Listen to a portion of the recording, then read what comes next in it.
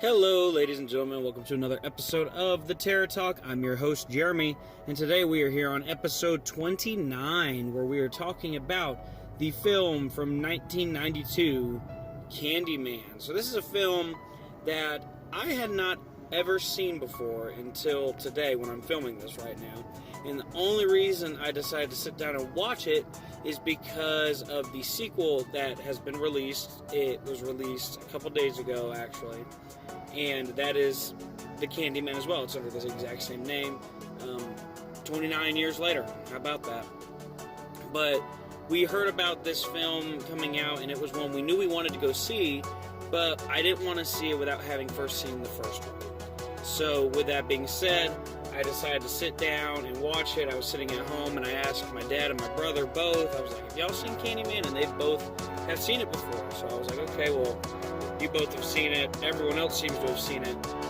I guess I got to sit down and watch it now. So, interesting way that we're actually recording this episode today is we have not seen the sequel yet. So right now, as we're recording this, we've only watched the first one. And when you hear, after we take our break in a little while, you will hear our thoughts on the second one, where we'll talk about that. So everything is fresh, right off the press, as soon as we are experiencing it for the first time. So that being said, we're just going to dive right into the first Candyman, the one that came out in 1992. So initial thoughts going into it, I wasn't really sure what to expect, because to me, the way it was kind of set up almost seemed like it was going to be just your typical horror movie where there was some sort of monster that we were basically trying to hunt. Not a monster, but a killer. That was kind of the way that was the path I was drawn down on this film. And upon viewing it and experiencing it for myself, I realized that no, this is not the case. We're dealing with, as is the case in most horror films, a supernatural being, a supernatural entity, one that is not quite so easy to get rid of. And so I love that aspect of the film and was very excited to get to dive into it and really take it in for what it is. And I have to say, after having watched it, that is probably for me one of the scariest films I've ever watched, at least in terms of the old classic horror, like anything before 2000. So, you know, that's where we're diving into Scream and Candyman, Friday the 13th, Nightmare on Elm Street, Halloween, all that stuff. This was definitely by far the scariest I've seen, definitely made me the most uncomfortable, and it was definitely one of the more gory ones that I've seen. It was very gruesome, very gory. That being said, I haven't seen all the different things that I could see from back in the day, so there's probably some more that are even more gory than that one. But let's just dive right into the film, The Candyman. The film basically focuses on these two university students. Or I don't know if they're students, two university professors, maybe? I'm not really sure what they are. But they are basically investigating urban legends, and one of the major urban legends, obviously, is the Candyman. And so everybody knows the story of the infamous Candyman. So that is something that has really piqued their interest, if you will. And very early on, we realized that they are going to just get into this. They don't care what the stakes are, or at least the main character doesn't really care what the risks are. You know, she is very much ready to go. Okay, so she's a graduate student. There are two graduate students. So the plot is, while researching urban legends, Chicago semiotic graduate students Helen Lyle learns of the Candyman, a spirit who, when a person says his name 5 times to a mirror, appears and kills the summoner by using a hook attached to the bloody stump of his right arm.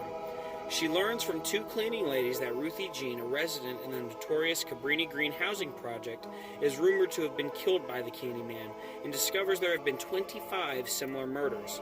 Skeptical, Helen and her friend Bernadette Walsh repeat the Candyman's name to Helen's bathroom mirror, but nothing happens.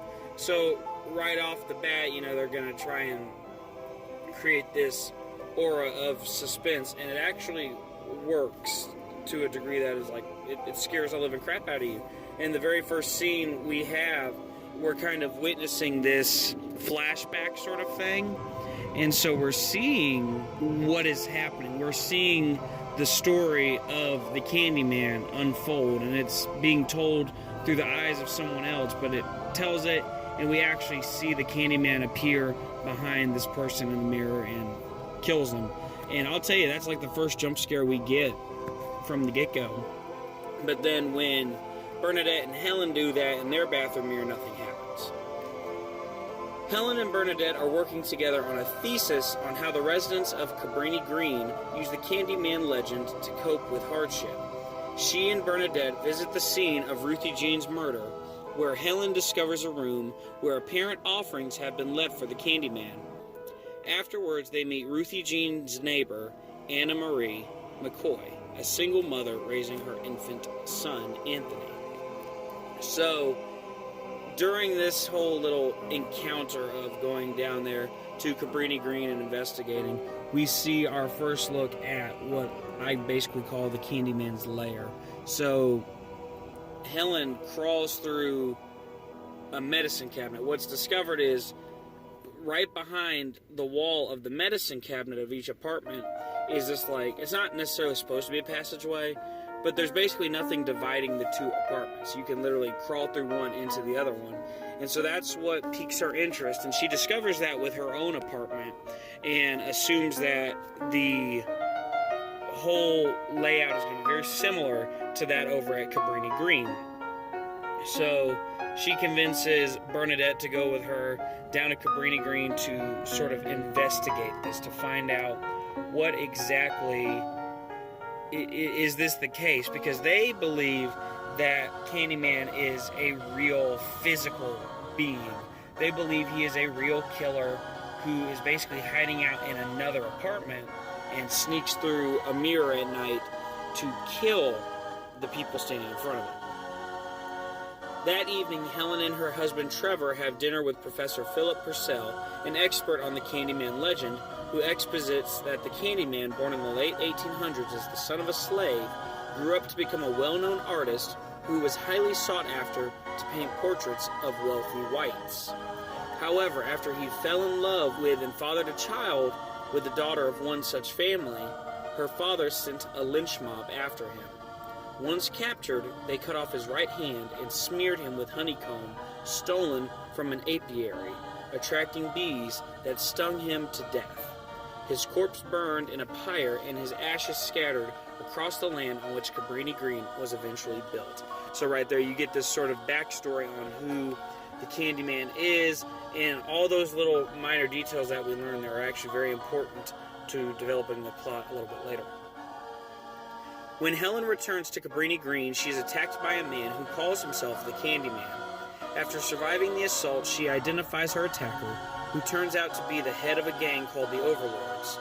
The police assume he is responsible for the murders. However, the real Candyman appears to Helen in a parking garage and hypnotizes her.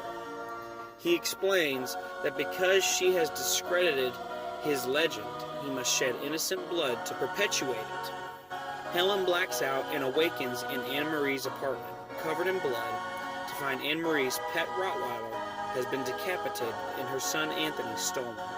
The distraught Anne-Marie attacks Helen, whom the police arrest while she is defending herself. So you kind of get a little fake out, because we are led to believe early on that the Candyman is just this average Joe who's going around killing people. So we actually see this man come in, and he actually literally beats the crap out of Helen at one point. And what's very important is the area where she gets beat up is actually another important plot point, because Helen meets this young little boy who is kind of showing her where he has seen Candyman before. And while he's showing her around, he shows her to this bathroom and says that this young little boy got cut open and had part of his body chopped off and thrown in a toilet. And it's a very gruesome moment, and they actually show kind of part of it without showing it, and I was just yikes, this is really dark. So we see that, and this guy literally gives Helen a big old honking black eye. Like, literally, it's like sealed shut. And so we think that the Candyman is gone. And so it really leaves you wondering as the viewer, well, what happens now? Because there's still all this time left in the film.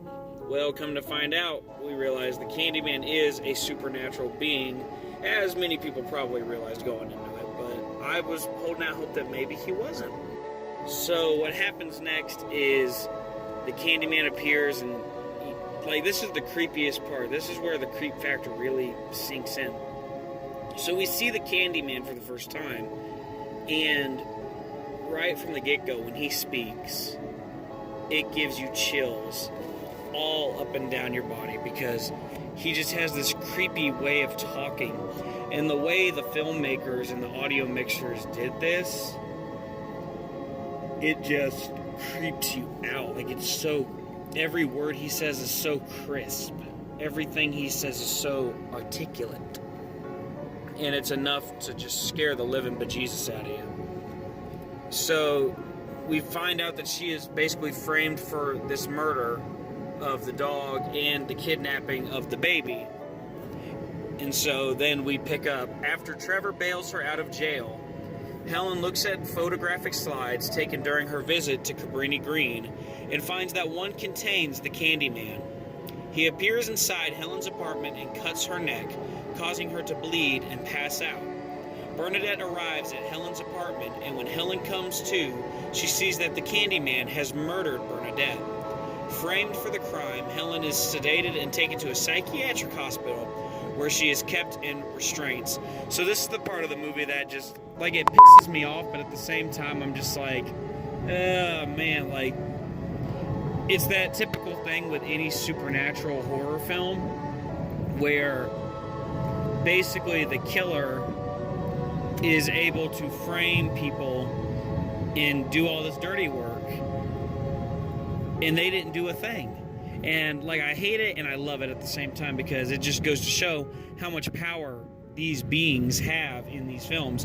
And the Candyman is absolutely no exception, because he has this power to basically kill all these people and then make it look like, oh, Helen did it, which really is not the case at all, because it's somebody else. It's the Candyman.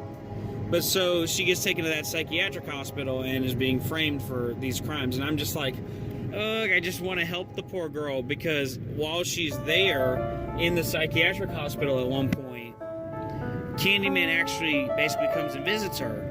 And she's literally screaming for anybody to help her, saying, oh, Candyman's here, he's under the bed. But nobody believes her, because, plot twist, nobody can see her but him.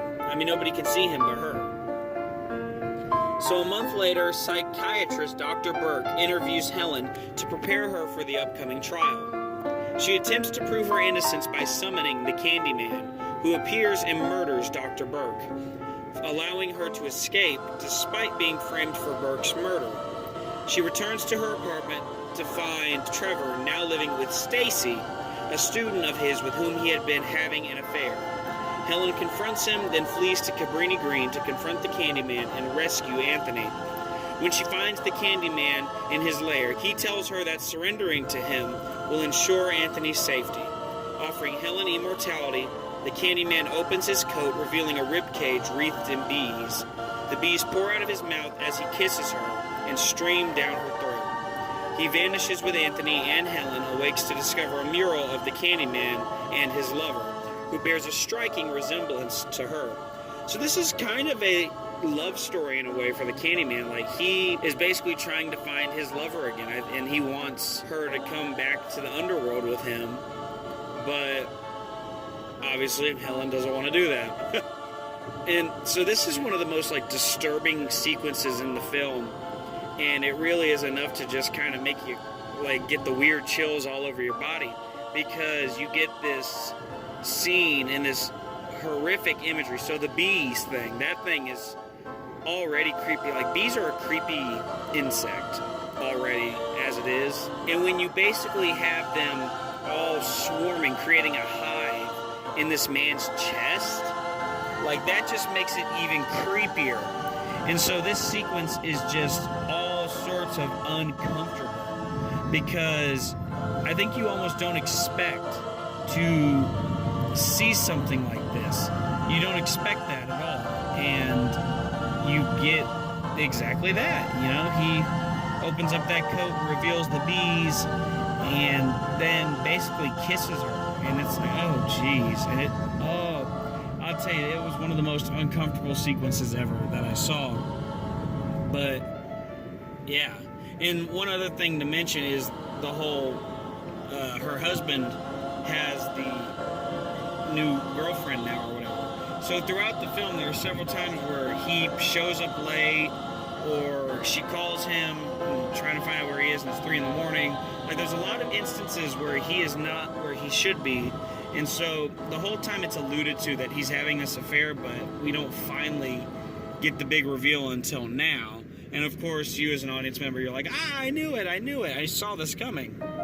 So yeah. The Candyman promises to release Anthony if Helen helps him strike fear into Cabrini Green's residence. However, attempting to feed his legend, the Candyman reneges and attempts to immolate both Helen and Anthony in a bonfire. The Candyman is destroyed by the flames, and Helen saves Anthony, but dies from severe burns. The residents, led by Anne-Marie, go to Helen's funeral to pay their respects. So, even though he's a bit of a dick, the husband still is man enough to have the funeral for his deceased ex-wife. Now, I guess is what should be considered his ex-wife. He still has the funeral for her and all that. And at first glance, it's just him and his new little young student girl who he's dating. And like 1 or 2 other mourners, like nobody's there. Well, all of a sudden, all these people from Cabrini Green who witnessed the bonfire, who saw Helen crawl out from underneath the bonfire with baby Anthony, like they all witnessed this. They come to pay their respects, and they actually throw the Candyman hook down in the grave with her. So that's kind of an interesting little nod right there to show that they basically respect her. And she is sort of now the local legend in a way. Like, she's part of the folklore. So after the funeral at home, the grief-stricken and guilt-ridden Trevor looks into the mirror and says Helen's name 5 times, whereupon Helen's vengeful spirit appears and kills him with a hook.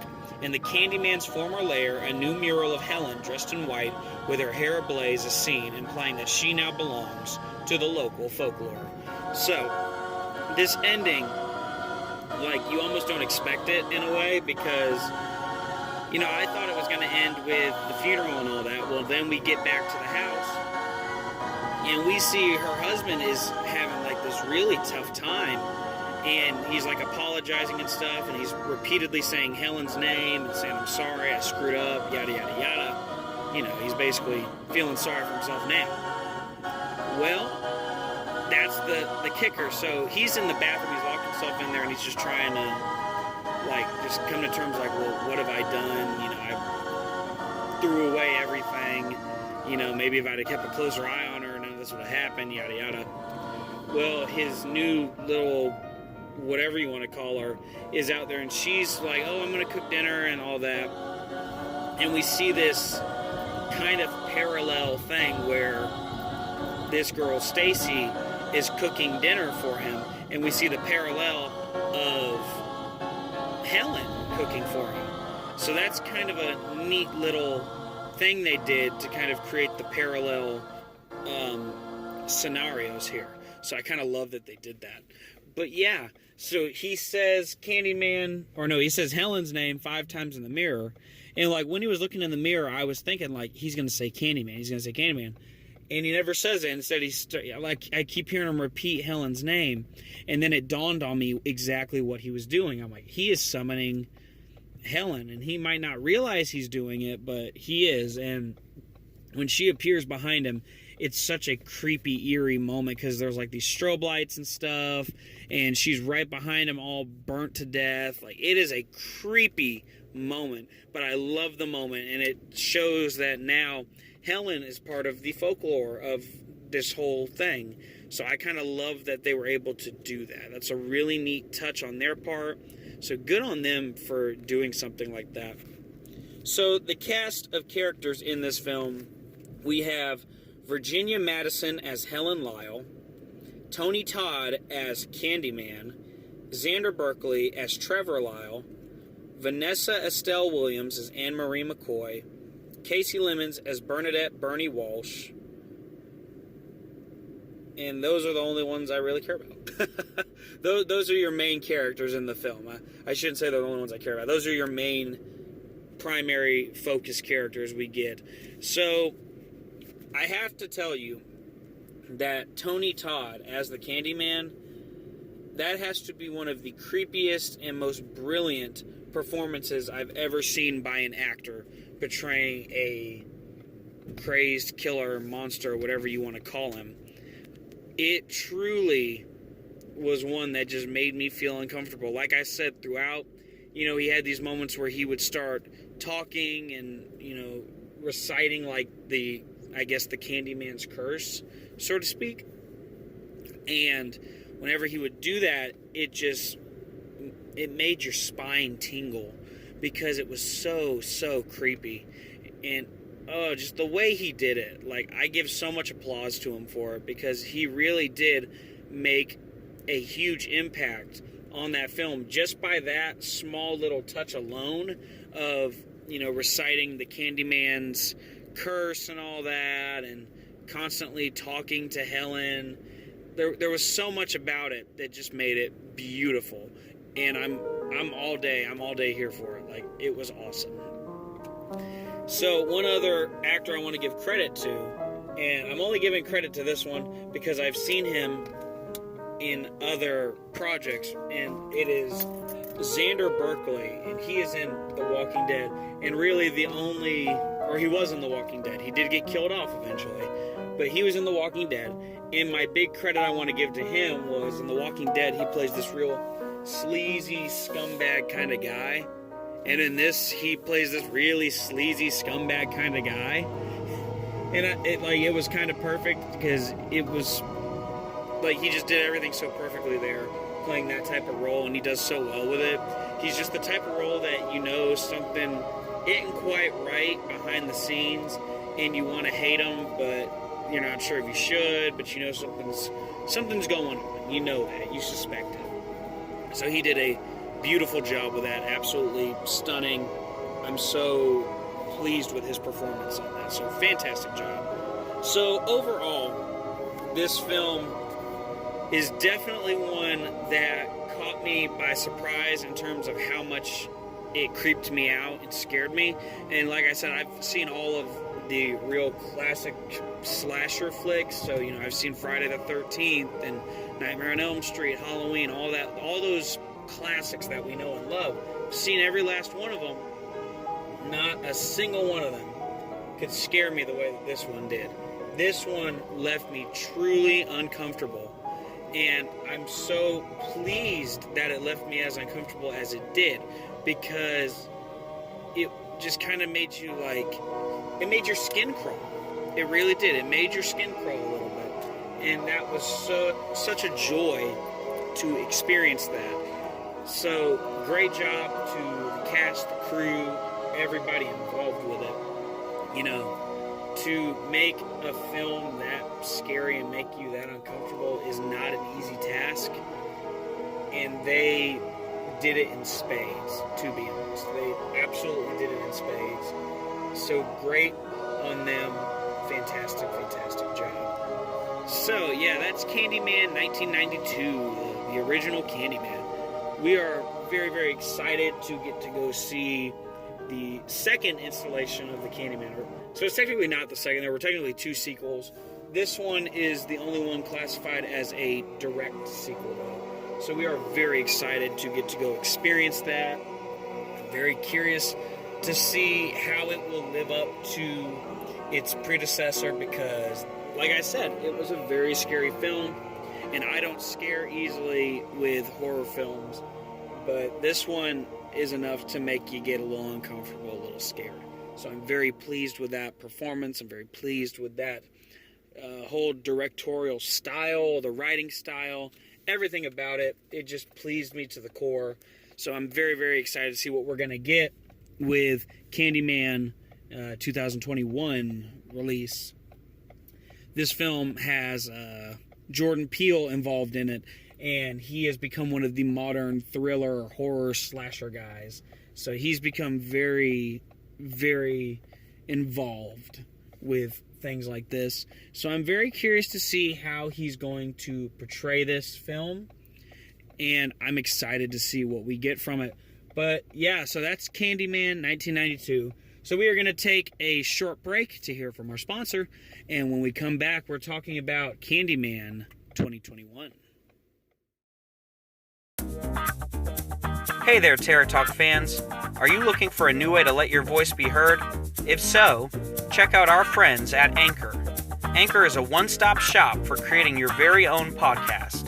They offer editing tools to create your podcast, which include your audio, listener audio, unique transitions, and custom advertisements. In addition, they'll also help you distribute your podcast to other listener sources, such as Spotify, Apple Podcasts, and many others. With this unique app, you also have the chance to get paid for your podcast by simply placing ads for various sponsors in your videos. Best part of it all? It is 100% free. Anchor does all the work for you and makes podcasting as simple as turning on a light. Download the free Anchor app or go to anchor.fm to get started. That's ANCHOR.FM. Whether you're new to podcasting, doing it as a hobby, or hosting a professional show, Anchor is the place for you.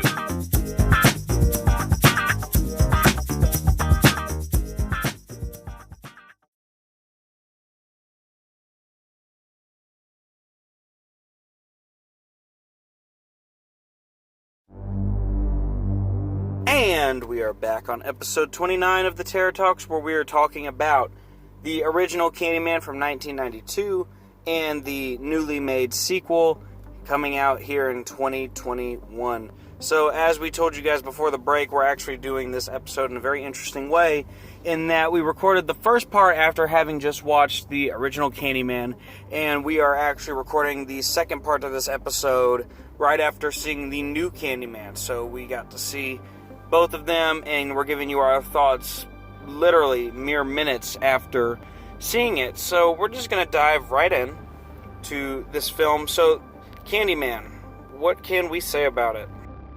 My first initial thought right off the bat, it, in my opinion, did not meet up to the hype of its predecessor. You know, the original Candyman had this mysterious quality to it. It had this very much you were watching a horror film kind of thing with it.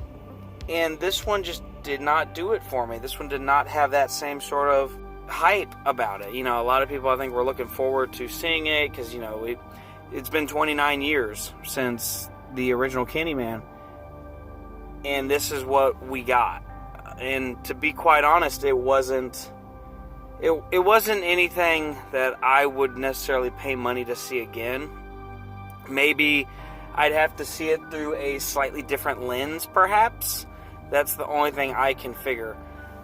But it did not meet the standards that I wanted it to meet. And, you know, I don't think that has anything to do with the cast or anything like that. I think it simply was due to just some faults of the screenplay writers, the director, and the producers. Like I said, it just did not meet the direction, I feel, of the original Candyman. And, you know, we'll kind of dive into some specifics about that as we talk about it. So let's just talk about the logistical stuff here. So Candyman was directed by Nia DeCosta. The screenplay was written by Jordan Peele, Win Rosenfield, and Nia DeCosta. This is based on Candyman by Bernard Rose and The Forbidden by Clive Barker. It was produced by Ian Cooper, Win Rosenfeld, and Jordan Peele.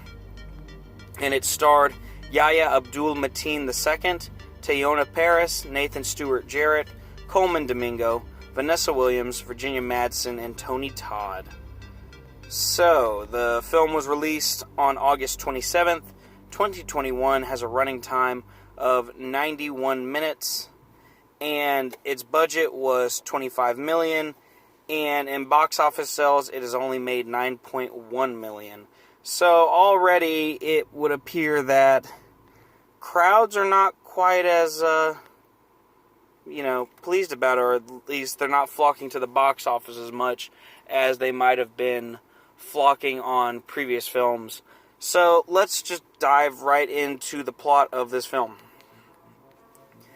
So the main character in this film is Anthony McCoy and his girlfriend Brianna Cartwright. Anthony McCoy is a visual artist living in Chicago with his girlfriend, art gallery director Brianna Cartwright. One night, Brianna's brother, Troy, shares the urban legend of Helen Lyle, a white graduate student who went on a killing spree in the early 1990s. The story goes that her rampage culminated in a bonfire outside the Cabrini Green projects, at which point she attempted to sacrifice a baby. The residents were able to rescue the child from Helen before she perished in the fire in an apparent act of self-immolation.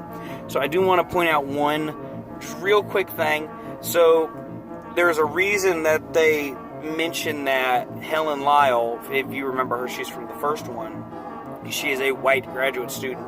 And that's because this Cabrini Green area is, for lack of a better word, and I don't mean this if it comes out offensive or anything, but it's a ghetto, basically. It is the projects. It's not a very happy place to live, and they portray that in both films very much so. And the interesting thing about this film, whereas the first one featured a blend of Caucasian and African American cast members, this one is a predominantly African American cast. So I think that kind of ties into that whole idea of where we are in the location, and I don't think that hurt the project in any way. I think it was not a negative impact. So please do not, come at me for that one. I mean that in the most respectful way possible. I'm just being informative here. Desperate for a creative spark to turn his career around, Anthony latches on to this story and roams around Cabrini Green looking for inspiration. He eventually has a chance encounter with William Burke, a laundrette owner who introduces him to the story of Candyman. When Burke was a child, he had a frightening encounter with Sherman Fields, a hook-handed man whom the police believed was responsible for putting a razor blade in a piece of candy that ended up in the hands of a white girl. Burke inadvertently alerted the police to his presence in the walls of one of the tower blocks, leading them to beat Sherman to death. Sherman was later exonerated with more children received candy with razor blades. The legend goes that repeating the name Candyman 5 times in front of a mirror invokes Sherman's spirit, at which point he appears in the reflection and kills whoever spoke his name. Okay, so already there is some deviation sort of from the original one, in that we have this Sherman character is basically the Candyman. So that's kind of an interesting take on it. It definitely kind of threw me through a little bit of a loop when I started watching it, because I was like, who is this Sherman character? I don't really know who that is. So that's kind of an interesting little thing they did with the film there. Inspired by this, Anthony develops an art exhibit around the legend of Candyman and showcases it at Brianna's gallery, but is dismayed when he does not get the kind of reaction he was hoping for. That night, one of Brianna's co-workers and his girlfriend are slaughtered by Candyman after saying his name 5 times in front of a mirror. Their bodies are discovered in the morning by Brianna. More people are killed after repeating Candyman's name, including an art critic and a group of teenage girls. So this is the interesting part of this film. So in the original Candyman, the way in which they killed off the characters, you could actually see Candyman doing it, and it was almost as if he was there in the room with you, and he was doing the killing. Like, they could see their killer, and so I kind of appreciated that, because it meant that we got to see him a lot, and it was a really good thing for the film, in my opinion, because the appearance of the Candyman is creepy as hell. And so actually physically seeing him, made it all the more scary. And so in this film, the new one, we did not see him as much at all. In fact, we saw very little of him. And the way they portrayed all the kills was you saw him in the person's reflection. which was an interesting direction for the directorial team and the writers and producers to take. I don't necessarily agree with that choice. I feel like it almost kind of ruined the beauty of the first one, but that's what they wanted to do. So there you go. Meanwhile, Anthony begins to undergo a physical transformation stemming from a bee sting he suffered on his hand while walking around Cabrini Green. The sting develops into a scab that begins to spread and cover his whole body. Anthony later goes to a hospital to get checked out, where he learns that his mother lied about where he was born. Anthony soon pays a visit to his mother, who reveals he was the baby Helen Lyle saved from the fire the night she died. Though the truth is that Helen saved him from Candyman, who abducted him and planned to sacrifice him in the fire. She never told him about it because she wanted Anthony to have a chance at a normal life. The community had vowed never to repeat the legend of Candyman after that night, and his mother fears what will happen to Anthony now that someone has broken their pact. Anthony leaves, resigned to his fate, and wanders the row houses of Cabrini Green. So, a couple of things here. One of them is a major praise for the film, and that is the prosthetics and such, the special effects, makeup, all that fun stuff. The bee sting that has basically started to infect his whole body is so grotesque, and I love it. They did a really good job on that. Like, if I can give one major praise to the film as a whole, this was one of them, because it literally, to me, it looks almost like his whole arm had become a beehive. Like, it was nothing but a bunch of combs all up and down his arm, so it looked like a beehive, and I thought that is so cool. That is such a beautiful technique they used. They did an amazing job on that, and it even grows to spread even more later on. When we see him a little bit later, it goes all the way up to his face, and it was such a beautiful makeup thing. Like, they did a beautiful job with that. And then the other thing I want to say is this big reveal that Anthony is the son who Helen Lyle saved in the fire. So this is one of the reasons I'm kind of glad I watched the first one before coming to see this one. Because when I watched the first one, I remember the lady was like, "Oh, this is my baby boy Anthony. This is my son." And I was like, "Okay, cool." And I remember doing a little bit of research on this new one just to see what I was kind of getting into, if this was a direct sequel, just see what I could find out without giving anything away. And I remember seeing cast of characters. One of them is named Anthony. And I thought about it, I'm like, maybe this is the son, maybe, because they said it was a direct sequel. I said, maybe this is the son of the woman from the first one.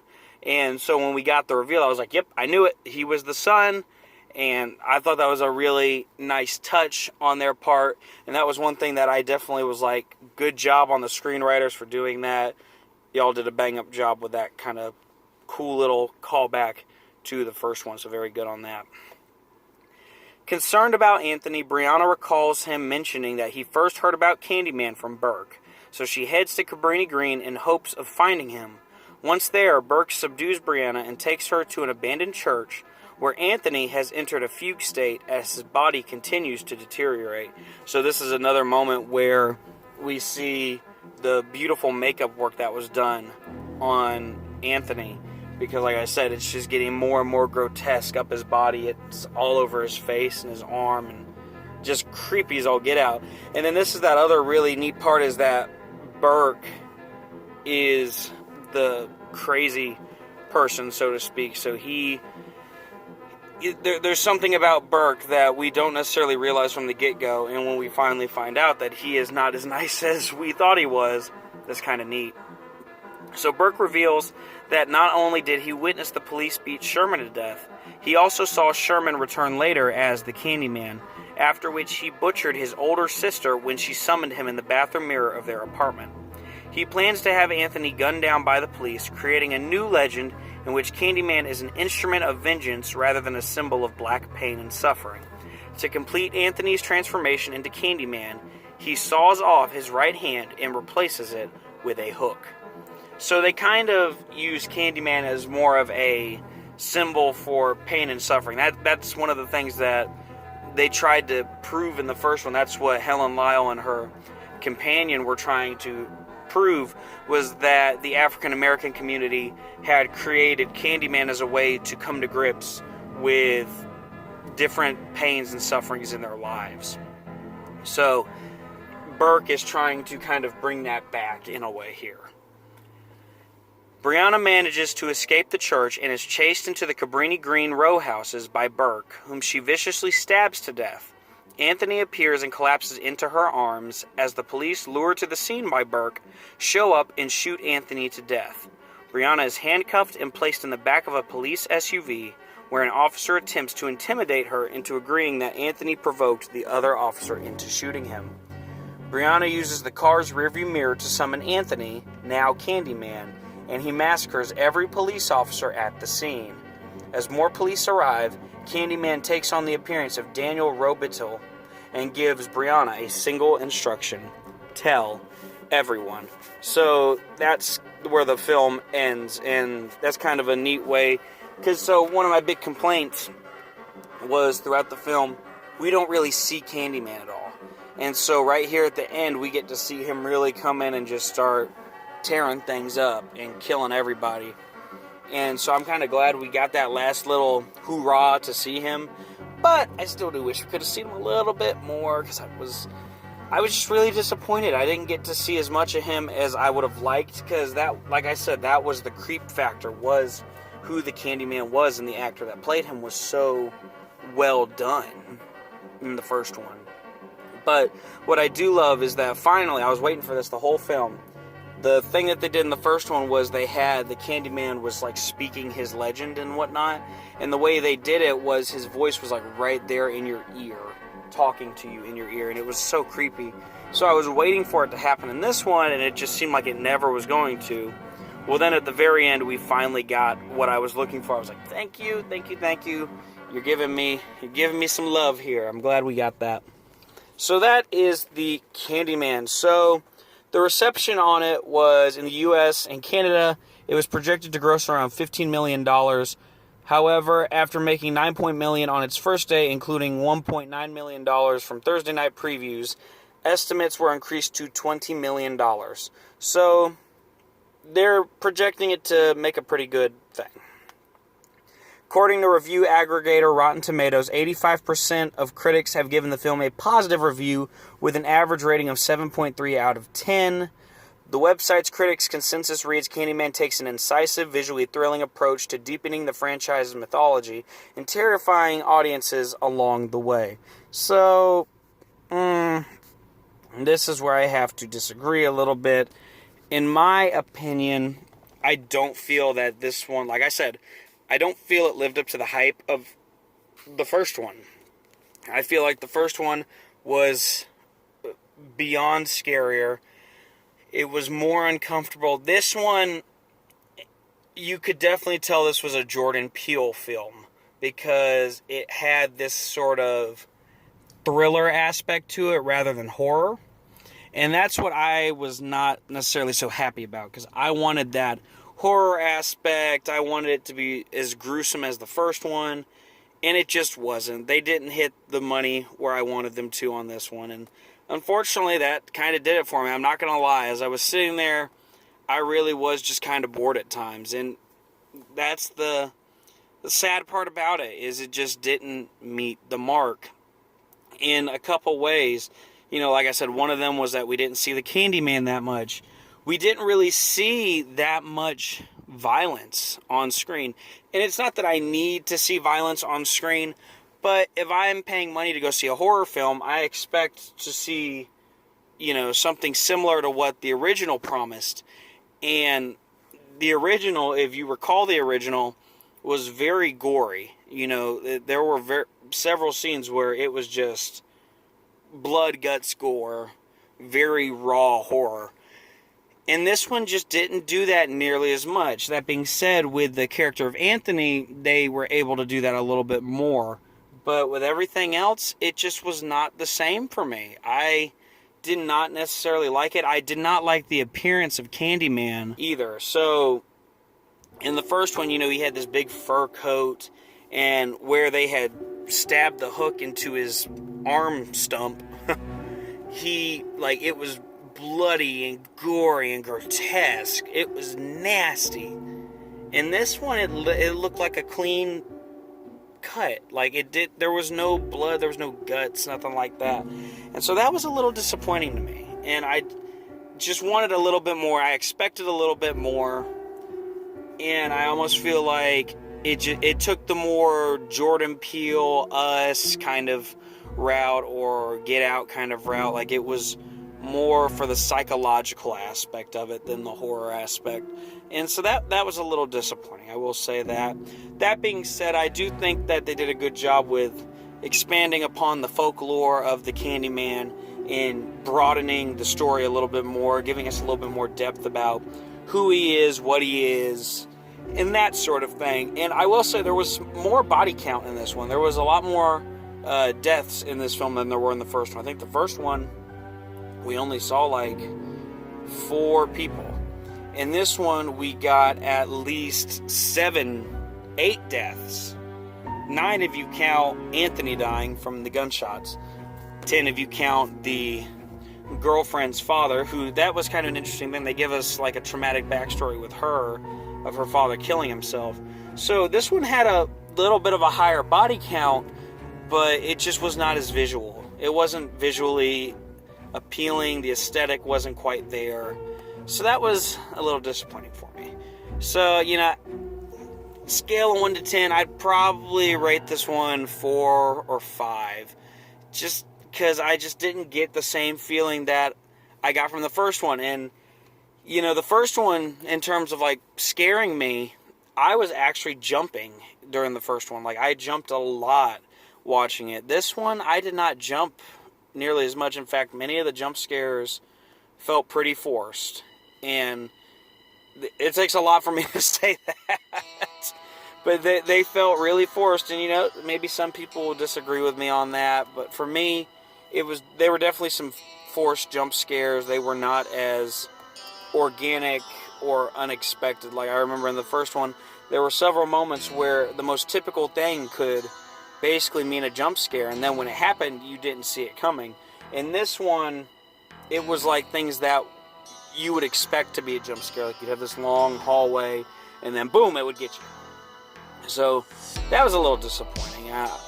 I expected a lot more from this, and I wish they would have maybe taken a little bit of more time to really play with things and make it a little better than what it was. Just because I think fans of the original film probably expected something that had a similar aesthetic to the original film. And with this being a direct sequel and technically being part of that franchise, it almost felt like they just completely tried to create their own identity with it and make something totally different. So that was a little disappointing, but it is what it is. We got the movie now. There's nothing we can do about it. So, yeah, that's that.